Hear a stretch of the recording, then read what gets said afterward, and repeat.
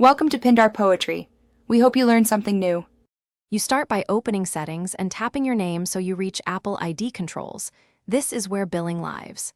Make sure you are signed in with the correct Apple ID. If not, sign out and sign back in to avoid mismatched billing. Have your card number, expiry, CVV, or PayPal login ready because you'll enter them next.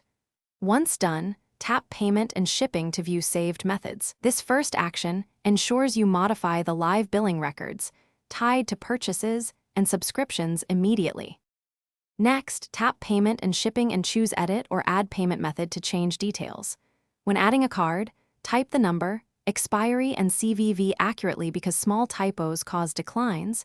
You can also choose Apple Pay or PayPal where supported. Make sure the billing address matches your bank's record. Mismatched address triggers verification failures. Then set the preferred method as default so purchases use it automatically. Once saved, the system may request a quick authorization.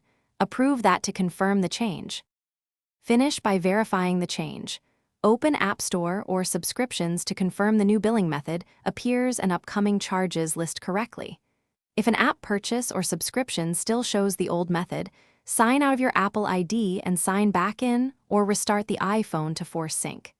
Make a small test purchase or check a receipt to ensure charges route properly. Troubleshooting tip. If payments keep failing, contact your bank and Apple support. Often a bank block or verification hold is the real issue, not the phone.